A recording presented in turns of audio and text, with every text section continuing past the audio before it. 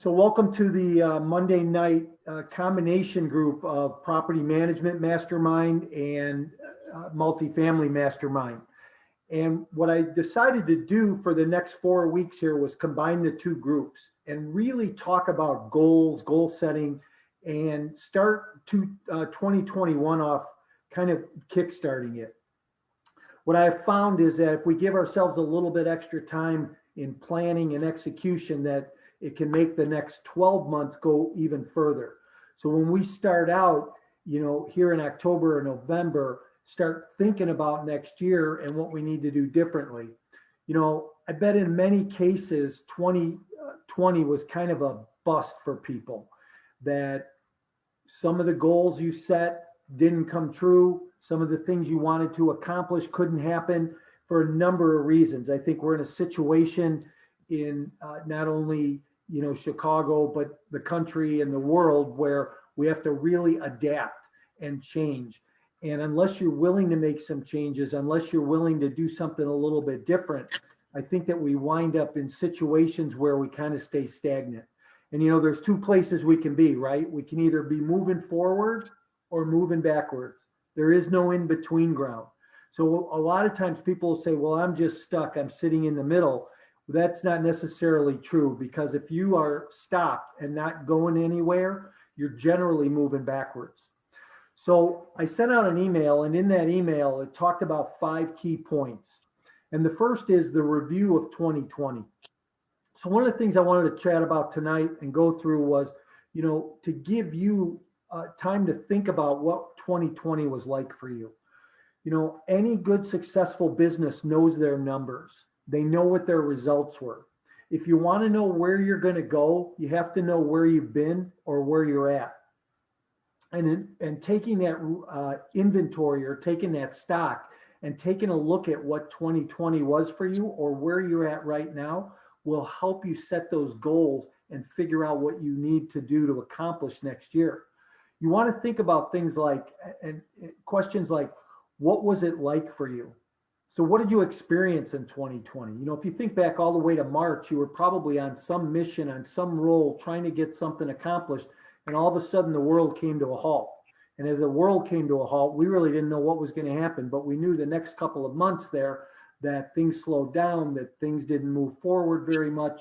And then all of a sudden, we seem to have kind of gone into a false start here and have backed up a little bit again. So what did you experience? What have you experienced over the last few months? What went right for you? So, when we take inventory and we look at where we've been and what we've accomplished, we want to look at what went right for us. And then what was the worst experience? A lot of times if we face that worst experience head on and we work through it, then we know we can walk through it, that we get to the other side of it, and then there's change. The second point that we want to work on are goals. We want to set some goals. And, when you look at goals, you might start to think, well, I want some short-term goals. So maybe I need a 90-day goal. Maybe we need a 1-year goal. But what I want you to look at too and think through is, where do you see yourself in 3 years, 5 years, even 10 years from now? I know when I set business goals, I want to set goals that are going to be attainable and that are going to be measurable along the way. So I want to make sure that I'm setting goals that I can accomplish. And by accomplishing them, you kind of build on the next one. So you set some short-term goals. What can I get done in 30 days or 90 days? What can I get done in a year? And so forth. As you start to build on those, you start to build the confidence and you start to build some enthusiasm that'll help you grow. Then you want to talk about systems and strategies. So this was point number 3. What systems and strategies do you need to have in place? Is it a system or strategy for building a team or building a network around you to help you succeed, to help you get to the next level? Is it a system and a strategy to help you locate and source off-market deals? Hey, maybe it's education. Maybe it's a system and strategy that you need to put in place that every day you're going to get a little bit more education. Maybe you need to read a little more. Maybe you need to watch another video, or maybe you need to get some training. But what is that? Because point number 4 is, what do you need to achieve your goals? So when I ask you, what do you need? What do you need to accomplish? Who do you need to become in order to move to the next level? And then your execution plan. So point number 5 is execution. How are we going to execute? So as we set all these things, as we set these goals, as we look at the systems and strategies that we need to build and we work on building them, as we get the education to achieve those goals and move forward, now we have to create that execution plan. And what does that look like? This is all going to be followed up on December 7th. We're going to play cash flow. So there's a guy from the West Coast. His name is Michael Zhao. He professionally moderates cash flow virtually. And I don't know if you've ever played that game, but I know that our summit a couple of weeks ago, we had him moderate a couple of different sessions of the game Cash Flow. Cash Flow is a game that was built by Robert Kiyosaki a few years ago, and it's practical. So it teaches you investing strategies, not only in real estate, but in life, in stock market and bonds, things like that. What do you need to accomplish? And this will be perfect just after you set these new goals and start to build these strategies, because now you're going to be able to implement some things. I don't know if you've ever played chess, but chess is a strategic game, right? You don't want to look at the move you have right in front of you. You want to look at 5, 6, 7 moves out. What's going to happen if your opponent does this? What happens if your opponent does that and you do this? So you start to look at those things. And that's where the strategy comes in for you in your real estate business, in building your portfolio. So what you have to ask yourself is, where do I want to spend my time? Do I want to spend my time in small multifamily, or do I want to move to larger multifamily? Do I want to make a transition? You know, one of the things I teach is you can create short-term cash flow and long-term wealth, and we can really create a portfolio of small multifamily properties to help enhance your wealth. However, a lot of people aren't satisfied there. They want to move to the next level. And part of all of this is the education process. The more you achieve, the more you want to achieve more. And it's not necessarily an achievement of wanting more. It's an achievement of wanting to do that next deal and growing. I know that my friend Tony on the call here, who has a bunch of single family houses, is ready to liquidate those houses and move into the multifamily arena, because he knows that it's the art of trying something new, of expanding your mind, of growing. And it's not necessarily even for the money. One of the things that I've realized, and you know what, I've made $1 million, and it's not about the money anymore. It's about who you become along the way and what you learn and how you grow as an individual and as a person along the way. So what I want to do tonight is I want to go around and people to just kind of think about where you've been over the last year. And one of the things on these calls that I do is I really like to openly share. So I call on people, I get people to talk. I want to pull you out of your shell a little bit. Hope you've all brought a journal and you've been able to take some thoughts, write some notes down, and think about, you know, where you're at. So when we talk about a year in review, I want you to think about those 4 questions again. What was it like for you over the last 8 months, over the last 10 months? What have you experienced? What went right for you? And talk about the worst experience you had this year. This goes to mindset, right? So let's get our mind set right and see what we need to do in order to move to the next level. Hey, Tony, do you mind jumping in and sharing a few things about where you're at? And if you had to review your year, you had some goals set for the year. What'd you accomplish? What didn't you accomplish? Go ahead. Sure there, Mike. Thanks. Yeah, this year was odd. You know, we have, for those of you who don't know me, my wife and I have 50 some houses in the Detroit area. So with the COVID, we thought we maybe would be in for a little bit of a run this year, but actually, with the unemployment people got, we actually had the best year in a long time in terms of rent, people paying rent. Rent rates, we've raised our rents probably 20 to 25%, not when people are in the house, but when people move out. And so from our perspective, this has been the best year ever. We've had maybe one or two tenants that I would say take advantage of the system, but in the city we're in, we are allowed to evict people, and we do. There was never a moratorium on it. We could evict because you couldn't evict for non-payment of rent, but all of our houses are on month-to-month leases, so we just simply stop the rent. We say we're not going to renew your lease, and we get people out that way. But that's few and far between, and actually our evictions went down this year relative to most. So this has been really a good year, surprisingly good year.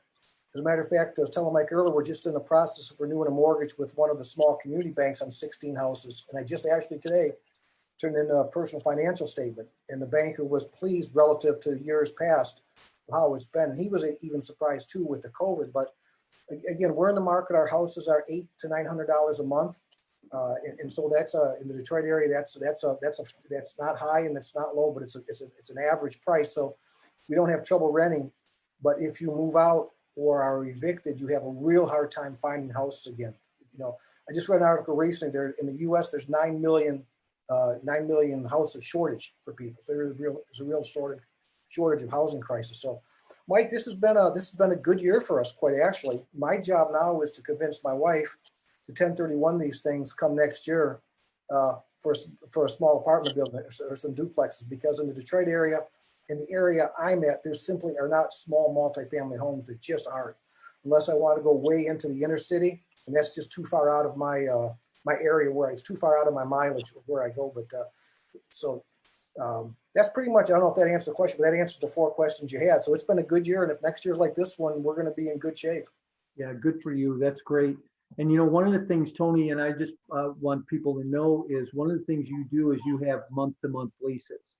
A lot of markets and where we are, a lot of what landlords do is they're 12-month leases here.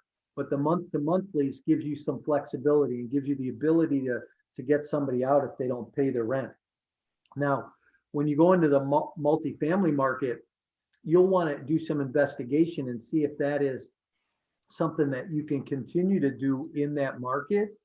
I don't know if the banks are going to be happy about that, but that's also back to the due diligence and part of your planning, right? And how do we build that system in to make it worthwhile? The other thing is you've had real success this year with raising rents and increased your cash flow because of being able to raise your rents. And I think in a lot of cases, you've raised your rents more than like $25 a month. It's been healthy $50 and $75 a month rent increases, hasn't it? Well, that's a good point. We got a lady a family, they were paying $835 a month. They moved in 2012, and we didn't raise it a lick. So we raised it up to $900, which was $65 a month, which over 8 years, that's not very much. Right. And they first asked, what type of amenities are we going to get? And I said, you know what? Property taxes have gone up, insurance has gone up, property inspection has gone up. They said, oh no, we understand. We're not complaining. We're not complaining at all. So that was a bad part on us because we've been doing this since 1995, and it was just this year was the first time ever we raised rents on people while they were living in the houses. Some were as small as $25 a month. We had to do something. So, and Mike, it's because of you we did that.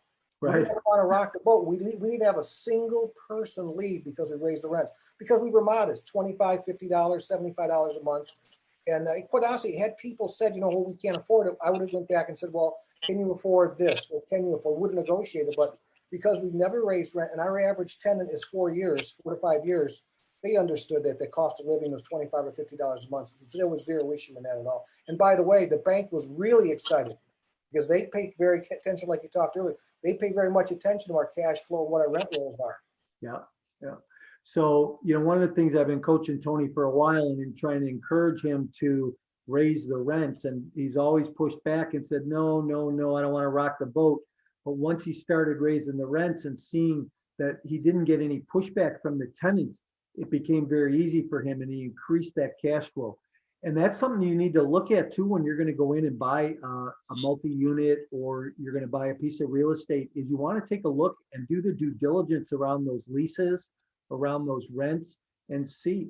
I remember one time we bought a small multifamily. It was 64 units, and the owner had become such good friends with the people. It was 100% occupied, but every rent in every unit was an average of $200 a month below market rate.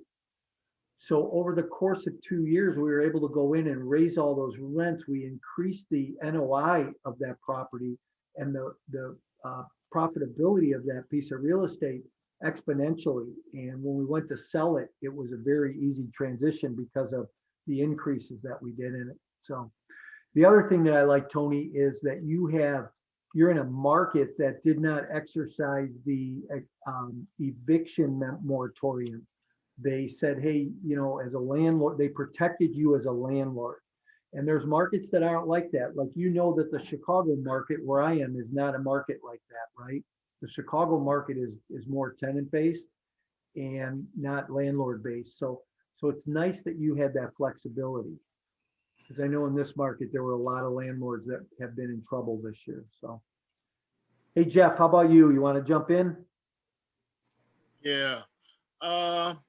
I feel like during the years, I've been like pretty like I told you, I really been I've been being my own bank for the last 2 years, been kind of betting on myself, and I've been squeezing myself the last 2 years. So this was the last year I kind of called myself betting on myself.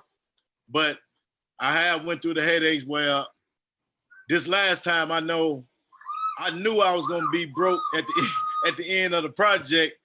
And I just said, you know what? I told my wife, look, I'm doing it. Let's go. So I'm gonna be a little out for a little bit somewhere. But I said, you know what?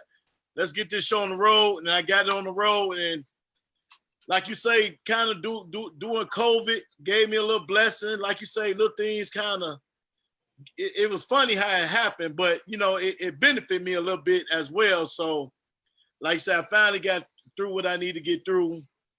And, like, from me learning from next year, I got better. Every year it seemed like I'm getting better. I'm getting better. And like now, like how you were saying, I'm trying to put everything in one place, how my financials here, like you say, so just trying to put everything in order. So if I be able to go to the bank and get a loan, I shouldn't have no problem. At least I could present them with everything I got. And, and hopefully I can start refinancing some of these, some of my 2 flats I got that I need to refi, especially with the race low. So I've been doing pretty well, like you say, listening and, just doing everything I need to be doing, trying to take action. And right now, I just know from here on out, I'm going to use other people's money. And, I've been keeping myself educated, just ready to get to the next level and keep moving. Yeah, good for you. Well, good. I'm glad you're here. I know you've been missing for a while, but it's good to see you back. So yeah, whatever I can do to help, don't hesitate to reach out. So, okay. Hey, Esteban, do you want to jump in?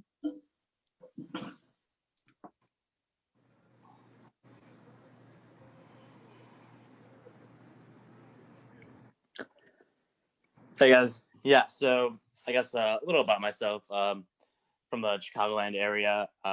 Not quite an investor quite yet, but kind of like Jeff mentioned, trying to get his eggs in one basket. I am currently just trying to kind of plan everything out and kind of create initial systems and processes to kind of be able to scale to when I do make that first initial jump in my investment journey.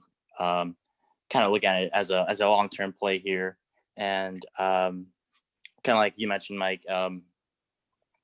It's not really, I guess, about the money in a way. It's more so for me, I guess, what I can do with it and kind of like the process of learning and kind of experiencing new things. I feel like real estate is kind of a big world, multiple asset classes. And I think there's a lot to learn and a lot to take advantage and also give back in a way. So that's kind of where I'm at the moment.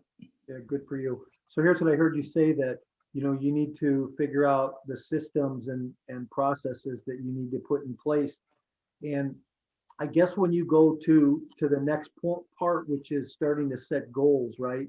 So what I'll have you guys do after this call is over the next week, really take some time to just sit and think through where you want to be. Set some goals for yourself.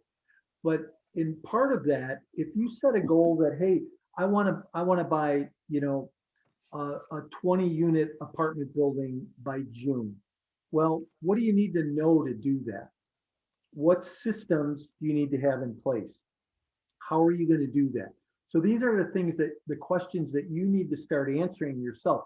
Because I know that when we want to accomplish something, if we don't know what we need to get there and get it accomplished, we stay stuck.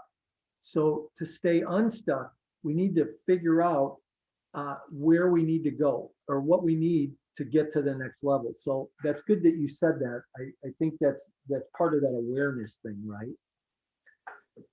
Jerry, you want to jump in at all?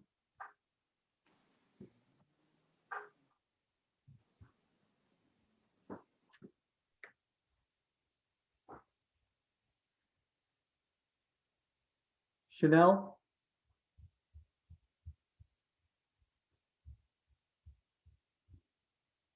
Chanel, you want to jump in at all? There you go. Sure. First off, thank you for allowing me to join this Zoom meeting. Even what I'm hearing now is beneficial for me. And I was jotting down some of the notes, but one of the key points that you mentioned early on, which is what I like, it says you stated that if you're not moving forward, you're moving backwards. And that makes so much sense. Can you hear me? Yeah, Can you guys sure hear me? can. Okay. Yeah, you're right.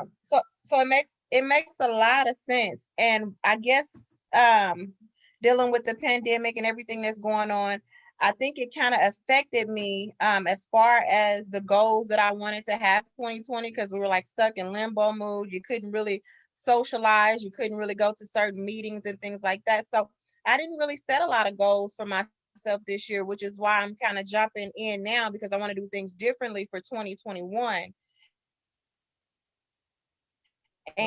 And one of the things that apartment complexes, I have two. One is 97 doors, and then the other is 242. And luckily, through this pandemic, I didn't experience a lot of tenants who were laid off or things like that. So on one of the properties, I collected 100% worth of the rent every month.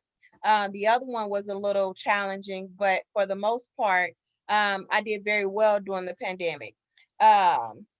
I like when you were stating that when you set goals, it helps you build your confidence. That makes a lot of sense, because if you're reaching those milestones, those little bitty ones, it doesn't have to be, oh, you purchased 20 buildings in this year. You start off with just this one. So that's obviously a goal of mine. But the thing that I know I want to definitely do for 2021, I want to network more. I really kind of stay in my own bubble, and I see how that's hindering me. And I want to do things differently for next year. And so those are some of the things that I know that I'm going to start working on.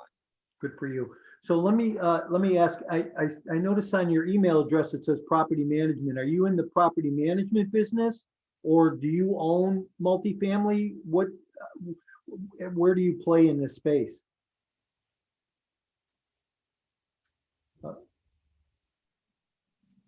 You're breaking up. I'm breaking up. Okay, go ahead.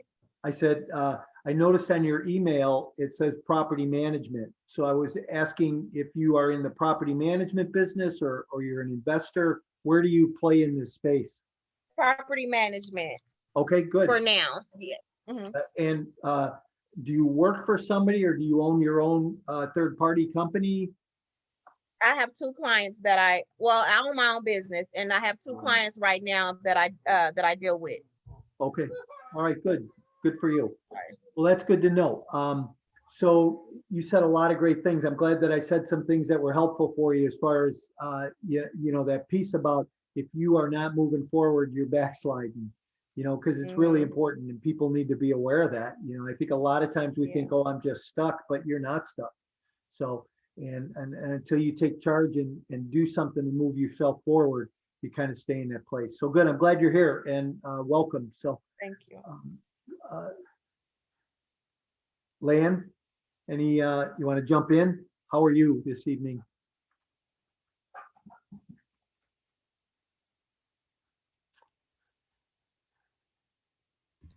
Okay, can you hear me now? Yep, there you are. Good. Well, you want to know about this year? Yeah. I'm very blessed every year. And then I feel actually I only own townhouse and fourplexes, but none of my tenant has you know lapse on their payment at all. Yep. But this year I went on kind of a different directions later part of the year. This summer, I have to fire the people who was managing for me because he was ripping me off. So I started learning how to, call, repair, and all these stuff. Learn a lot of stuff. And then in September, I heard the first time about multifamily. So, and then I met you last Saturday. I feel like this is like the year we wrap like a part of my life, and then going forward, the next 20 years will be very different.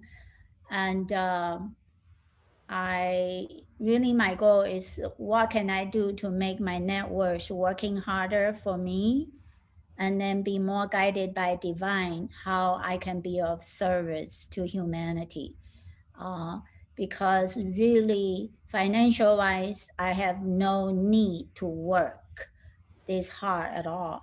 But then now, with the greater goal during this time, I want to take what my life's experience to really become a more savvy investor in the real estate market, especially focus on multifamily and maybe the residential assisted living space, because there are a lot of people really need to be served in that space coming.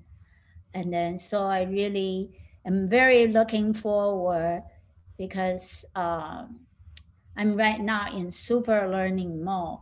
Then for the last 12 years, when I'm relaxed, I do whatever I want spiritually. So it's a very relaxed, less engaging with this real world kind of thing. And then, but now I feel like it's very guided and very charged. And then I trust that this year, like, is it Chanel? I want to meet more people because they say your network is all your network. And I set out the intention this coming year, I will be meeting a lot more heart and soul centered people, us working together for the betterment for humanity. And then for us to be more empowered with conscious creating money for good. That is really my motivation. So isn't it cool when you don't need the money, how more inspired you are and how much more you want to accomplish? So, it's not about the money, right? You're Yes. set. You don't ever have to work again in your life, and who cares, right? And Right. but there's that inspiration to go do something good or do something great for somebody else just because you can, right? And I think that mindset alone puts us in a different place, right? Where when we're not trying to go, oh God, I need to make $500 or I need to make $5,000, we're now in a whole different place where it's not about the money. It's about what we can do and who we become along the way. I like what you said, that your net worth is your network. And I think that that's really an important statement, right? So take a look at the 5 closest people in your life and see who they are. And, those people are typically where you're going to be in 5 years from now. So if you are playing with some big thinkers and you are associating with people in your network who are doing more and accomplishing more, then ultimately you're going to wind up doing more, accomplishing more, thinking bigger too. But if we're playing with people, there's an old motivational speaker, Zig Ziglar, who used to say that if you put a bunch of crabs in a bucket and one tries to climb out, the other crabs will pull them back in the bucket because they don't want them getting out. And that's kind of what it is with our network too. If we have a network that is unhealthy, that's dysfunctional, that isn't good for us, they're going to try and keep us in that bucket. But if we have a network that's a step above where we are, we're going to ultimately grow to that position, and we're going to ultimately want to exceed that and do more, right? And again, this goes back to, maybe not about money. And in some cases, it's okay to need money, And I tell people, hey, go set a goal to make $1 million next year. Go set a goal. And if you make it, great. What are you going to do with it when you get it? Give it away? That's great, right? But here's the kicker, right? It is who you become along the way. So from today till you reach that goal, who have you become? Heart and soul, right? So I think that was good. Can I make one comment? Sure. Because every time people always say, so you become the people that you spend the most time with. Okay. Right. I just have to be honest, because last week I was in a different class. People also ask, who is your superhero, right? And then one of the guy, and then I said, okay, sorry, it has to be God. but I'm not religious, right? That guy said the same thing because he's 70 years old. So the comment I want to make is, a lot of the time, I actually said, I don't have a lot of friends, but I have invisible friends. So I really want us to also think about, we could have these 5 people, we could have the invisible ones too. That's all I'm saying. Yeah, there's that spirituality piece, right? So, yes, yes. All right. So what I would put on the table as a challenge for everybody here, over the next week, find some time for yourself where you can disconnect, where you can turn your computer off. Oh my God, shut your phone off, leave it somewhere, and go to another place where you can be quiet and spend some time. But take a couple hours for yourself over the next week and sit down and start to journal out some goals, some things you want to accomplish. What do you want to gain? Maybe it is more knowledge in a certain area. Maybe it's getting healthier. All right. When we look at goals, let's not just look at our business goals, but let's look at the 5 spokes in our life, right? So physical, mental, relational, financial, and business. And start to look at those areas and say, what do I need to accomplish? What do I need to learn? Who do I need to associate or have in my life? I'll give you an example. I was telling Lan today that I have a very large network across the United States because I've been in the real estate industry for so long, and I know a lot of people. And she asked me today if I knew somebody that could help her sell a couple of properties. And I said, I don't know anybody in that particular town in Oregon, but I know a friend in Seattle that's a couple hours away. And I talked to him tonight.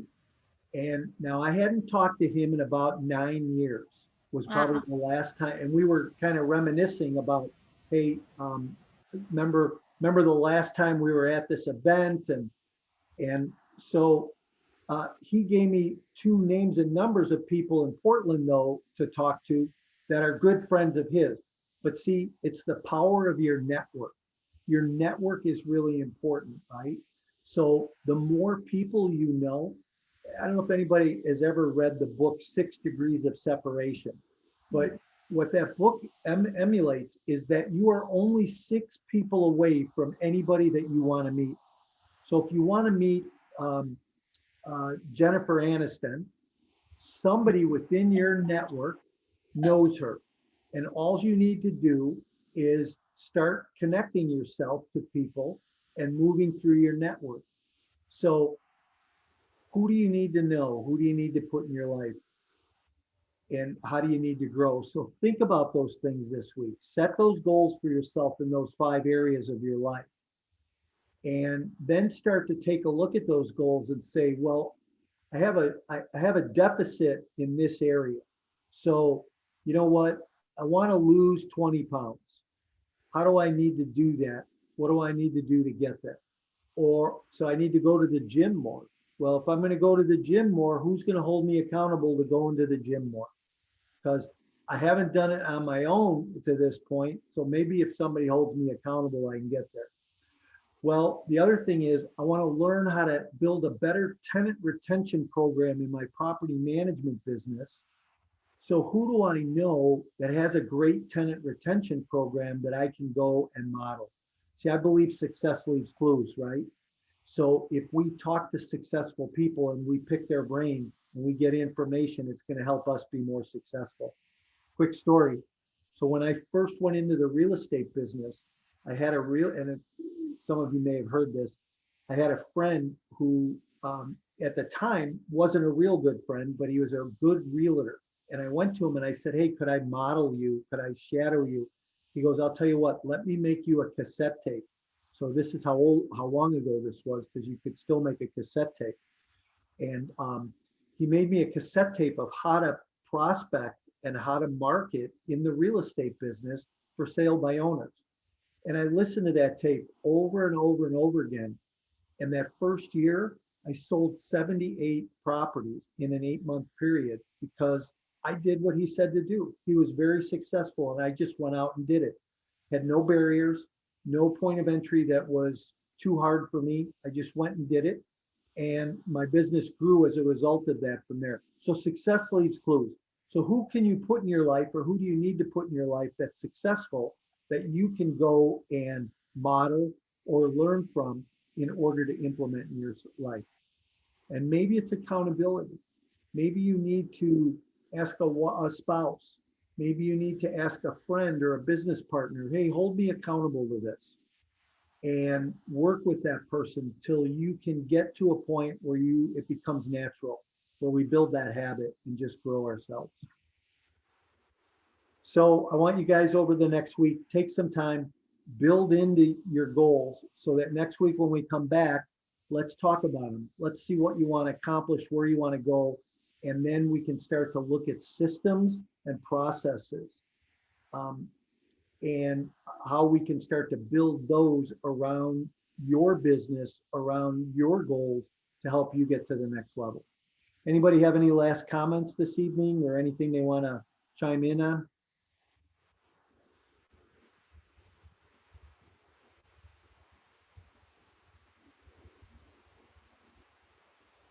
All right, well, I want to just say I'm glad everybody was here this evening. If anybody has any questions during the week, don't hesitate to reach out to me.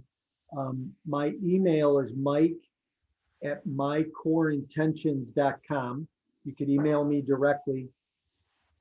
And if you're not aware of it, I wrote a book. I just released it a couple of weeks ago. It's called Exit Plan. And that book is based on how to build a plan, how to build an exit plan specifically on how to get out of a deal. So I've spent hundreds of thousands of dollars over the last 30 years on real estate training and coaching and seminars and books and tapes. And nobody really ever teaches exit planning. Everybody teaches you how to get in a deal, how to buy a deal, how to find it, how to run it. But nobody teaches you how to get out or the importance of having a plan to get out. So I wrote this book called Exit Plan, everything you need to know about multifamily. Oh, look, he's got a copy. And why an exit plan is important. So you can go to my website and download an ebook or buy the soft cover. If you put social in the coupon code, it'll give you $5 off. So put the word social in and you'll get a discount on it. Mike, I'm sorry to interrupt. I do have a question. Yep, go ahead. Do you also know of any networking groups that I could be involved with strictly pertaining to property management? Any ones that you can refer me to? Yeah, so this particular group, on one Monday night, we do multifamily mastermind, and then the next week it's property management mastermind. Oh, okay. Usually it's two separate groups of people. And like I said, tonight I had about 18 people sign up for this joint class. But so after the first of the year, we'll go back to that old format. You know, Chanel, I don't per se really know any specific property management groups like that. Here's what I'd suggest. Go on LinkedIn There's a ton of property management people on LinkedIn. Start to get involved in some of those conversations. Call me offline and, we can discuss that a little bit too. So Okay. shoot me an email and I'll give you some more ideas around that. Okay. Thank you. Yeah, you bet. All right. Nice meeting everybody. Seeing everybody tonight. Good luck. And I will look forward to seeing everybody next week. Thank you. You bet. Right. Thanks, Hey, Mike. Thanks, Lan, guys. Lan, real quick, I just want you to know that I talked to a couple of people in Phoenix tonight, and I'll talk to these other guys in Portland tomorrow. And then you and I'll circle back and I'll kind Okay. of go through everything and I'll exchange names and numbers with you so that then you can kind of go on your own. So, okay. Okay. Thanks. All right. So we'll circle back in the next day or so. Okay. Thank you so much. Thanks, Lan. Bye.